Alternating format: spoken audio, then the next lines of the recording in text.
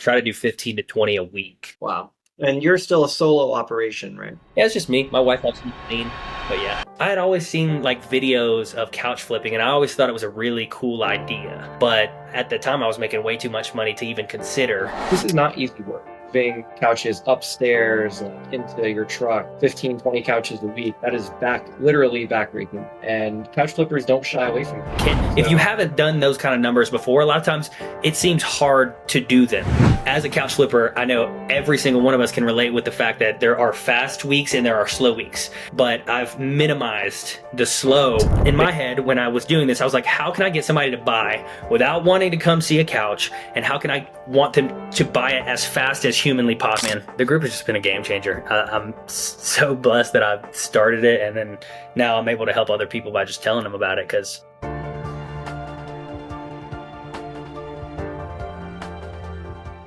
Dylan, thanks for joining me on the Ivy Flip pod, or the Couch Pod. I think you're out in Atlanta right now for an MMA show. I'm currently in Florianopolis, Brazil. nice, man. Little island here, about 9 hours south of Sao Paulo. And yeah, I'm doing a little bit of remote work. So it's pretty cool that we can both kind of step away from our business, have some flexibility and freedom to travel, and still keep things going with our hustles, which I think is a big reason for why people get into the game in the first place, right? They're not tethered to a 9 to 5. They have a little bit more flexibility for themselves. But yeah, would love to hear a little bit about what you're doing down in Atlanta. Totally, man. So I started earlier this year. It was either May or March. I'd have to go back and look, but I counted up. I don't know. I was interested yesterday. We were at the still trying to make weight. So he was in the sauna and I was just kind of biking next to him. I was like, I wonder how many couches I've sold. So I went back into the marketplace listings and I've done around 320 since May or March this year. So yeah, man, I've sold a lot of couches. It's been a awesome experience just getting to learn a new space. And I kind of gave you a little bit of my story coming from the marketing space. And yeah, I'm just enjoying what I'm doing right now. About to do this fight, head home, get settled in tomorrow, and then heading straight back out for a vacation for a few days and then get back to it. That's awesome. So you started flipping couches out in Columbus, Ohio in March, or is it May? Columbus, Georgia. But Oh, you flip in Georgia. yeah, Columbus, Georgia. Oh, okay. I was confused. I thought you were in Columbus, Ohio this whole time. So yeah, Columbus, Georgia. You started in March or May? I don't know. I would need to go look. I want to say it would be March. All right, very cool. And so let's say you've been in the game for about 7 months now. You flipped over 300 couches. So if we do the math there, that's like 40, 50 couches a month. I'm running at more than that now. I try to do 15 to 20 a week. Wow. And you're still a solo operation, right? Yeah, it's just me. My wife helps me clean. But yeah. Very cool. I mean, I talk to a lot of couch flippers, and I'll tell you that like average for a solo couch flipper, we're talking maybe 5 to 10. And then people on the high end, they're doing 15. And if you're doing 15, 20 a week, you have some special sauce going on. And that is no easy feat, right? Oh, we're grinding, man. I mean, I can break it down. Maybe that would be a great little piece to start with. And then I have a list of some specific questions about what you're doing with the couch drops, et cetera. I know there's a lot of people very curious to understand and learn a little bit more about that specifically. Yeah. Okay. So in short, I had a marketing company that I built and sold from 2017, sold it in late 2019. Then I started a company that I ultimately ended up crashing in 2021. It did really well and then it crashed. And so over that time frame, I had gotten my family accustomed to just a little bit better of a lifestyle, especially because the dollar goes a little bit further in this area than it does in a lot of other areas in the country. So, I mean, my home expenses were around $10,000 to $12,000 a month. Well, when I crashed the company, I tried to save it. It took me 5-6 months, and I was just dumping everything into it until I just finally got into my personal. And eventually, I was like, okay, well, it might be time to figure out a way to pivot away from this. And so during that time, I had always seen like videos of couch flipping and I always thought it was a really cool idea. But at the time I was making way too much money to even consider.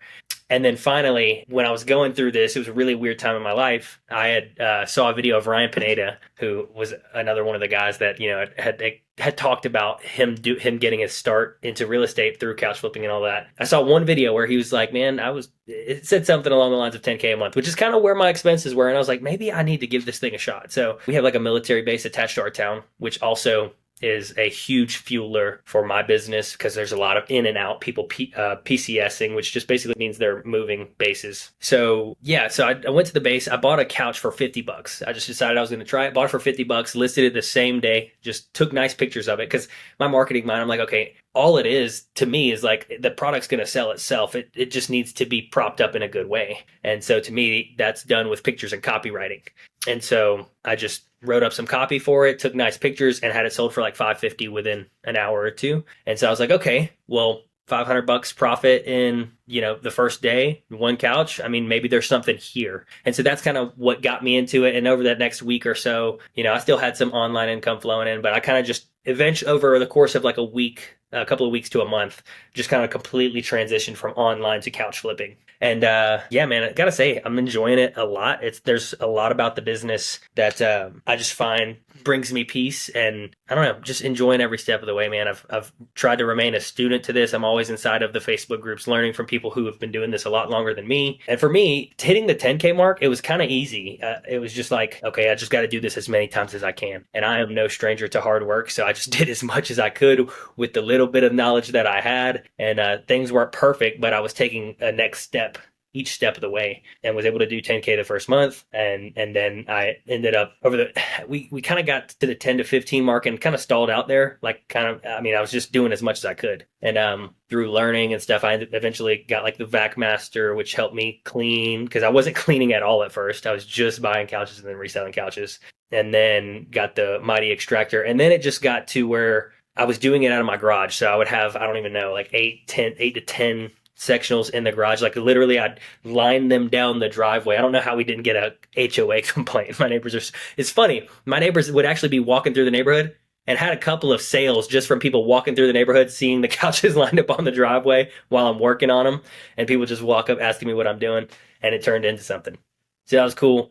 But I just realized that the bottleneck to this game for me was storage, because I never really had enough storage. And then how many couches I was able to get at a given time. And so I was like, how do I solve those problems? Well, about 3 months ago, I decided to bite the bullet and get a enclosed trailer and a small warehouse space. And once I did that, that's when immediate made a jump from the 10-15 mark to 30K gross. And we did like 30,500, 18,800 net. And then, but that was me going all out for it, and just to kind of see, okay, what can, with what I have, what can this thing, like, what's the capacity with what I have? And so that 30K month was just me maxing out. And so the next month I kind of let it coast, and we did 23K. And then once I get the statement back for this month, I'll know what we made this month. But it was really just the warehouse for me. It was just the warehouse space and the enclosed trailer, because I got a big 24-foot by 8 enclosed trailer. So I come to Atlanta. So Atlanta is about an hour and a half, 2 hours away from me. And that's where I find all my deals. So while I'm up here, I'll pick up 6 to 8 at a time, and I'll come twice a week. And then every now and again, I'll pull a couple of little deals out of my town. But most of the deals come from Atlanta. Very cool. And very impressive numbers in such a short period of time. You said a couple things that really hit the mark with me. The one being just that you're enjoying the process. And I've been an entrepreneur for about 10 years. It's my 5th company. So I've been around the block a little bit. And, I've done everything from insurtech, fintech, ran a marketing agency as well, software development, consumer packaged goods. So I've done like almost anything and everything under the sun. And there's a beautiful simplicity to couch flipping that I appreciate as well. And I think for a lot of couch flippers, the reason they get into the game is they're in search of a better opportunity for themselves and their family. They look at the deal that is offered to them by corporate America, which is, come work for us 40 hours a week, maybe some overtime, $15 an hour, $20 an hour. And that's just enough to barely make it by in today's day and age. So they want something more, and, they're willing to work hard. That is the other hallmark of a couch flipper. This is not easy work. And another point that you made, the photography really counts. Like, why is it that there's an opportunity to buy a couch for $50, turn around and flip it for $1,000? That's a 20x return on investment. And there are very few things in life where you can buy for 50 and flip for 1,000, or just get a 20x return on your money in general. Like if that was a stock, everyone would be clamoring, trying to get their money into that stock. And I think in large part, it's because people don't understand the value of a couch, right? So we talked about this before. Your average consumer buys maybe 5 couches in a lifetime. Your average couch flipper might buy 5 couches in a week. And so there's this huge information asymmetry that doesn't exist for virtually everything else. Like if you don't know anything about a car, you still know what the value of a car is because you can go on Kelley Blue Book and you look it up. But for a variety of reasons, you can find couch deals that are substantially underpriced, or maybe the only thing affecting that seller's ability to sell that couch for the value that they want, or the price that they want, is merely photography. And so couches, uniquely to couches compared to almost anything else, perception is value. Perception is reality. And what we've learned in our time flipping couches as well, because we've started to flip couches at Ivy too, is that the value of a couch is exactly what someone will pay. Sometimes it's $50, sometimes it's $500, sometimes it's $1,000. So, just that little bit of additional time and energy spent into getting good product photos and having a well set up staging area can make all the difference for your business. And the final thing that you talked about that I want to touch on is how you got to such an impressive scale in such a short period of time. Because with that, so you started, let's say in March, we're in October now, you hit a 33K month, net income, just a month and a half ago. That's no easy feat. Most people are not putting up those kinds of numbers in their first year of couch flipping. It usually takes some time. But to me, what that represents is that you found the model. You found a repeatable set of processes within your business, things that you could buy, things that you could sell, how to process those couches. You got organized. And so it's not just about expending energy. And, lots of couch flippers work really hard, but most couch flippers aren't putting up those kinds of numbers. So you found a model, right? You found a pattern of behavior that you could repeat that would reliably generate profit for you. And then once you figured that out, you went balls to the wall, right? You just hit the gas pedal and you didn't second guess yourself.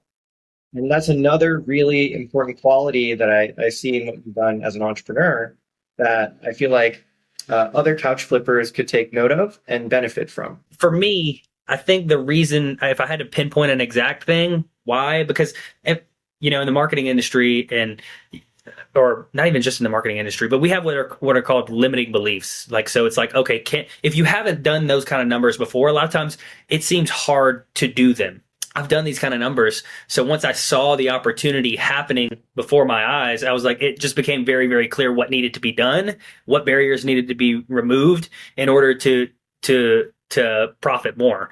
And so, I just kind of felt things out and felt the business week by week, and it just became clearer and clearer as the weeks went on. It was I literally can't do more. How could I? And so for me, I want to max this thing out by myself, which I feel like I've almost have done already, because I do work like crazy. But my process right now, man, because I don't think I actually clarified earlier, is I'll go to Atlanta 2 or 3 times a week. The goal is to get 20 a week. It doesn't happen every single week, but that's the goal. And so I'll bring them home, and this, it doesn't go like this every single week, but I have a schedule mapped out for when I'm going to drop. And so I kind of educate the group members. So that's another thing we hadn't tapped into yet either, is the group. So the group has been key to the consistency part of the business, because as a couch flipper, I know every single one of us can relate with the fact that there are fast weeks and there are slow weeks. But I've minimized the slow because I've just aggregated an audience of people who are actively looking to buy a couch. And the name in the area has just grown a lot. So I've created a brand and aggregated the audience, and it's really taken off. So I don't really experience slow weeks anymore. I rarely have things more than a day. Now, given there's a lot that goes into that, pricing, pictures, copy, all of that plays a part. But the main gist of it is I've aggregated the buyers and I have a brand around it. So now people are just comfortable buying from me. Another thing that we deal with is there's a ton of scams. And, that's something that we're battling. And if nobody's ever engaged with you or seen you engage with anybody else, how would they know if you are or aren't a scam? So by me creating the group, I've created these people who are just watching other people buy couches. Every time somebody buys a couch, I tag that person in the group, and I create this nice little graphic that says, "Thank you so much for supporting Dylan's couch drops." So it's almost, there's another thing that in marketing psychology, where people see other people buy, it makes them want to buy. And so it's almost become a thing to buy from me in the area, a couch from me. I've had several of my clients tell me that. So the group, it really allows you to build trust and rapport with the audience that you've aggregated so that you can take payment right away. So the drop model with me is I was in my head when I was doing this, I was like, how can I get somebody to buy without wanting to come see a couch? And how can I want them to buy it as fast as humanly possible? And one thing that inspired me to think this way, or this was just kind of a thought that had been in the back of my head for a few years. But I remember looking at and I'm just going to throw these guys out there because I was just impressed by their model. Kind of like Supreme or the Nelk Boys from YouTube. Those guys will go do a drop. They'll open up the gates for people to come buy for a specific window, and it sells out. And I wanted to create that same kind of urgency within my aggregated audience. And so the way that I did that was doing this whole Dylan's couch drops thing. So, hey, it's limited because I've got all of you guys in one place, and somebody else is going to buy it if you don't. You're going to get to watch that happen in front of you. And so that happens all the time. Couches all get bought out from somebody, out from under somebody all the time. I've had one lady get like 4 or 5 different couches bought, but it just made her want to buy from me that much more, to be completely honest. But yeah, I mean, just people building a group of people raving about what you're doing, I think is extremely important. And for me, I really didn't think as much of it. It wasn't like my main, like I built the group to do those things, but I didn't think I would end up relying on it the way that I do. It is like, if you're not doing it, you have to do it. And it doesn't have to be a Facebook group. It can be anything, but 90% of us are using the Facebook marketplace platform. So, I mean, it's just native to where the users already are. And so I think that it's a good That's thing. awesome. But the Facebook group has crushed it for me, man. Some of the things that you talked about, like avoiding scammers and building trust and building an audience, et cetera, these are not unique to having a Facebook group. These are more properties of having a brand, as opposed to just some rando that we're buying a couch from on Facebook Marketplace. Once you're a business and you're marketing yourself as a brand, now there's tons of recourse because they can seek you out by name. They know like where your business is registered. They know where your customers hang out. And if they're unhappy with some aspect of how you treated them, or just some aspect of the experience, they can come after you. A necessary step if you're going to grow and take your business to the next level. But I think some people are afraid of that as well, right? They don't want to open themselves up to that criticism. Now, with the couch drop thing, you are talking, now there's some dynamics on top of just building a brand, some consumer psychology that you're tapping into that's very interesting, right? This whole idea of like scarcity and competition. My question for you is that on the onset of creating this Facebook group, you had an idea about how this could help your brand, but you didn't really know exactly what the potential was going to be. But over time, people started joining the group, and there's a sort of network effect because the more people that get into the group, the more powerful the demand is that is being generated by the group. Well, I'd love to hear a little bit more about your growth strategy for the group. Great question. So at first, that was my question, right? And I knew I wanted to aggregate these people. I wanted to, there was a handful of things that I wanted them to do, and it was like, how do I get them to do that? And so the first step was just to get them in the group. So, me coming from the marketing space, of course, I reverted to paid ads, and I still run paid ads now. Paid ads do great, but 90% of everybody that comes through is through organic, literally just plugging it into the listing. Now you have to be careful about the way that you do that because Facebook and because the other groups that you're going to post in, a lot of times they don't like it if you go drop links and stuff like that.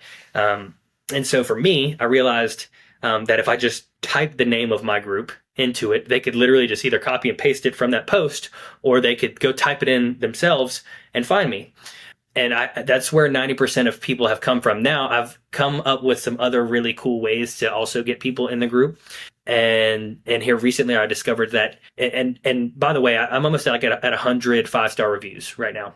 One thing that I picked up from another person that I bought from on Marketplace is as we were done with the interaction, she shook my hand. She said, "Hey, would you mind just leaving me a quick review?"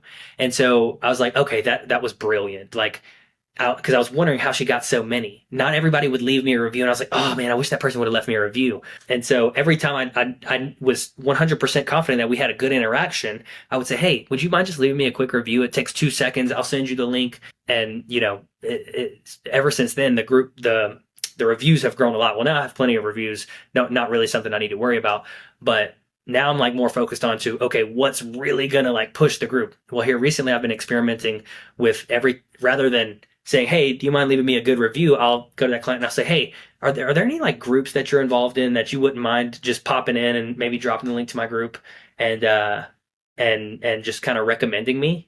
That every time somebody does that, it brings 20, 30, 40, 50 people into the group now. That has been great. And I think for a number of ways, for a number of reasons, because one, people don't care if you drop a link in their group if it's somebody else referring. It's not a self plug. Okay, there's somebody who genuinely had a good experience and is recommending it out of goodwill. And so them dropping the link isn't an issue. And then because people have seen somebody else that had a great experience, for instance, I had a friend of mine buy a couch and I was like, hey, you better do this for me. They went and did it. I had 2 or 3 people the next day buy a couch from me from that girl making that post. So they joined the group. They were quickly understood that, hey, this is a reputable guy. They found a product that they liked and they had it delivered that day. And so it all happens really quick. So that's one thing that I've discovered recently that I think will be a game changer as I continue to really do it. But yeah, those just organic interactions, doing it organically through the listings that you're posting, and then ads. That's pretty much my main streams right now. So I have a couple specific questions about the ads, but one thing that you said to me that really stood out is this, like, basically referral strategy. And normally with a referral system, you'd be asking them to refer you business, right? Like, hey, you have anyone like a brother, cousin, friend, whoever needs a couch, why don't you send them my way? Maybe I'll give you a commission, right? That's basically what a typical referral system looks like. And of course, you can earn business that way. You should always be asking for referrals from a satisfied customer. But in a way, the way you're going about it by asking them to plug your group instead seems to be a smarter way to ask for referrals, right? Because it turns, like, instead of it being a one-to-one interaction, so like one person refers you one person or maybe like a couple, you turn them into sort of a micro influencer where they're able to potentially bring you 10, 20, 30 people at a time. The other thing is that the hard thing about couches is people don't need them all the time, right? Like, maybe you want to change out the couch in your house once a year, or you're moving, something like that. But there's not on an individual level, there's not a constant demand for couches. And so when you ask a customer for a referral, normally you're sort of relying on them being at the right place in the right time, knowing someone who needs a couch, and then like thinking of you at that moment to generate the business. By asking them to plug the group, that allows you to get in front of people who don't currently have a need. So if they do need a couch in the future, you're right there in front of them. It's marketing, bro. Mm-hmm. It's like a lot of people don't even realize that. I had a client the other day tell me, he's like, we weren't even in the market for a couch. We got invited to the group by a friend. We joined, and then we started seeing all these nice couches pop up. And then we had an idea. Oh, we have an extra den upstairs that's just sitting. We don't do anything with it. And then I ended up selling them a couch. So yeah, man. I mean, it's the number one thing to me is just like, you've got to get everything that we do, like marketing wise, it's all about eyeballs. It's just, you have to get the eyeballs on your product or service. And Facebook is almost they're almost biased in the algorithm towards groups. Like a lot of times, stuff that gets posted in groups, especially if you join pop into the group a couple of times a week, that stuff gets recommended into your feed. And so, yeah, man, the group has just been a game changer. I'm so blessed that I started it, and then now I'm able to help other people by just telling them about it because it's a great thing. And I wanted to ask you about that because, of course, anyone in your market in Georgia could listen to this. They could, see what you're posting in the group and they could adopt it for themselves. But why is it that you're not holding these secrets like super close to your vest? Why are you willing to share it with the rest of the community? Because I've been in business for a while. I know I can't do it all. Like I've told plenty of people exactly what I'm doing in my area. It doesn't make a difference to me whether people do it or not. People are going to buy from me because I'm me. And it's like there's too much of a problem that needs solved. Like I'm not going to be I can't solve it by myself, period. And I don't think anyone can. And so I think that's why it's just literally a difference in mindset, scarcity versus abundance. To me, I'd rather share the wealth and not hold the secrets close to my heart. Like if there's somebody that can, I just know this, it's not going to affect my business. I'm going to do my numbers regardless of however many flippers come into my market. Yeah, man, I think that just comes from a place of confidence in that sense. But yeah, I hope that anybody listening doesn't feel that way, feel like they have too much competition and that's why they're not doing as good as they want to, because it's completely on you. It's like, what steps are you taking? Are you building processes? Are you aggregating the potential audience? Those are what you really need to be worried about, not your competition. Absolutely. It is a fact, right? There's a limited number of couches that get listed on Facebook Marketplace every day. In New York City, let's say within a 10-mile radius of Manhattan, it's about 500, right? And so, is that number going to substantially increase or decrease? Maybe, maybe not. That seems to be what the available supply is on Facebook Marketplace.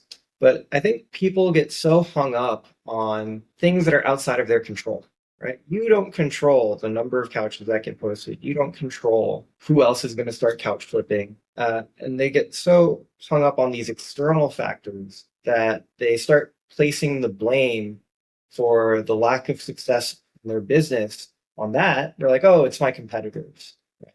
And instead of focusing on the things that are within their control. And this is a pretty standard mindset that I see across the flippers that are successful, is they don't really care about what the rest of the world is doing, right? They're mostly focused on okay, what did I do this week and what could I do better? And then, let other flippers come in and the ebbs and flow, let them ebb and flow as they will. Because if you have the right mindset and you're focused on the right things, that's what gives you longevity and then ultimately gives you longevity. I do. So I wanted to dig into one other aspect of your couch drop strategy for attracting users. Now, you said you do paid ads, but that the majority of traffic is coming in through organic. So how much a week are you spending on paid ads? What does the targeting look like for that? Do you know what your cost per acquisition is? No. So I don't know my cost per acquisition. I really don't care to know my cost per acquisition. All I know is I want to be out there and in their face. And anybody can do the ads thing. I run it for extremely, extremely cheap. I literally did a $2 a day campaign for 2 or 3 months just to kind of get people clicking on my link so that I could run retargeting to those people to join the group. And now pretty much all I have is retargeting ads.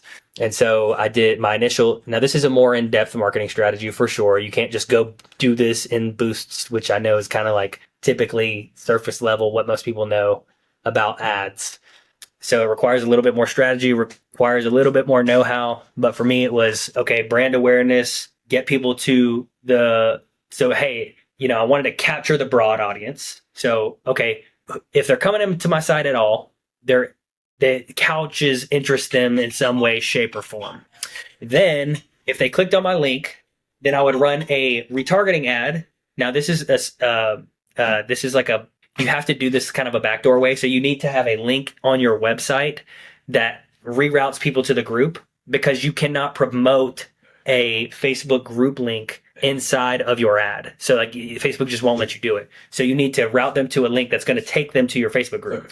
So then I would retarget those people who clicked the link in the past to a link on my website that says, hey, get first dibs. Here's how you get first dibs on all of my new inventory. I got a couple of examples of the kind of couches that I would sell on there.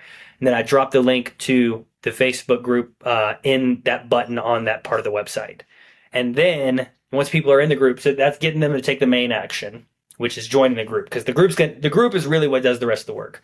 And then the last thing now is which is pretty much all I have, is like anybody who clicked a specific product on the website or just was clicking around on the website, I'm retargeting those people with my new inventory, these feather down sectionals that I'd found and I'm testing out. So, and I don't sell too many news couches. New couches are not my bread and butter. I'm not the guy for that. And I think I kind of identified some reasons why I don't want to go into, other than the fact that, I like running my business a specific way, and I don't want to have to make it all buttoned up and official and all that stuff. So yeah, man, I'm just running a cash business and I'm just scaling it, bro. Nothing wrong with that. There's, like we were talking about, a simplicity. There's a beauty in the simplicity. Yeah. And yeah, I mean, if you're making 20, 30K a month and that's, where you want to be at, that's not a bad place to be, right? Most people go their whole lives, they don't make that kind of money. So I'm curious, now I want to talk a little bit more, and I know you have to go to the fight soon, so I'm not going to keep you for too much longer, but so I do want to talk a little bit about the mechanics of running the group. And this probably coincides with your overall process. And if I understand correctly, you sort of do like a weekly sprint, right? So like pick up certain days, cleaning certain days, posting certain drops are a certain day, deliveries are a certain day. So could you break down this whole like weekly sprint and also talk a little bit about, what you're doing on a weekly basis within the group to get people excited and ready for the next drop? Yeah, absolutely. So pretty much everything that I like, all the organic stuff that gets posted in the group, like, hey, this is what's listed. Hey, this just sold. That stuff is just kind of warming up the audience. And every now and again, I'll make myself personal. I'll make myself a person to the audience and just kind of let them know, hey, this is what's going on in my life, or I'll post a picture of me cleaning the couches or something to make me a person. And so that I can relate with them on that level. And then, as far as like the schedule right now, this is kind of one thing that's kind of messed up right now because I'm going on vacation and all that. So I had it scheduled out to where everything dropped on Thursday. So everybody knew that, hey, on Thursday, there's going to be 15 to 20 couches. And so I would go in the beginning of the week, try to buy up everything. And now I'm starting to realize that, hey, I can still make more money if I do a couple of drops per week and it's not really affecting everything. So I'm still trying to sort out what the best system is for that, to be 100% honest. But at the end of the day, the goal is 15 to 20 couches. That's the kind of volume that I want to do per week. So, the way that specific system worked for a little while was I'd go out, get the couches early in the week, maybe Monday, Tuesday, Wednesday, we clean and stage and list on Wednesday. Thursday we drop, we would clean and everything on Wednesday,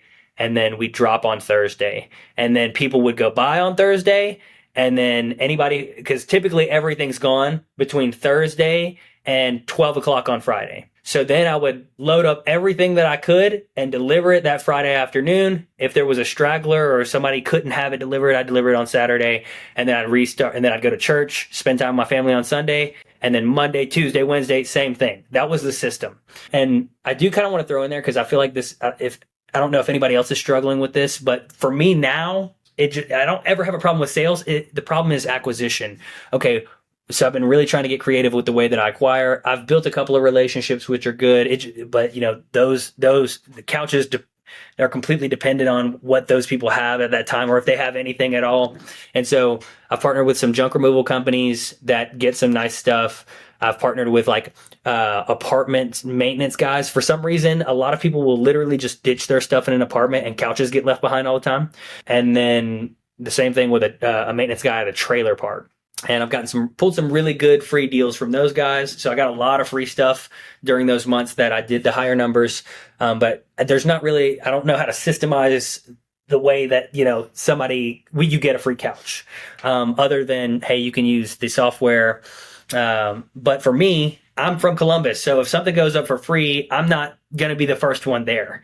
And so if I do want free stuff, sometimes I have to camp out in Atlanta, and then just try to get what comes up free. I'm not always able to do that. So one thing that I have been, and so I'm opening up the conversation here for if anybody wants to contact me and let me know, strategies for when acquiring becomes an issue, acquiring in volume outside of being new. I've basically just been looking for higher priced couches that are typically out of my range that people took horrible pictures of, and then do it digging more into those. And I've been finding more deals out of that. But yeah, that's kind of a struggle that I've been dealing with now. Is just like, hey, how do I acquire my volume every week? Got it. Well, hey Dylan, as long as we're on the subject, I gotta plug our software. So I know you have your own systems, but acquisitions does tend to be the bottleneck for most flippers. Couches sell themselves. We've talked about that. And so if you can find enough deal flow of quality used inventory, you can fix it up, you can sell it, you can make money. And that is probably solved. So I'd love to give you a free month, the full product, have you check it out. Let's do it, and then I'll do a podcast number two. Yeah, and then we'll do podcast number two and then see if that had any impact for your business. But I know you got to go. I really appreciate your time today. This was a great conversation. I know that our viewers are going to get a ton of value out of this. This is one of the more anticipated interviews that I think I have lined up. And so really appreciate you taking the time, chatting with us, peeling back the curtain on some of the strategies that have been successful for you. Thank you so much for the opportunity and allowing me to come on. And I hope people get great value from this.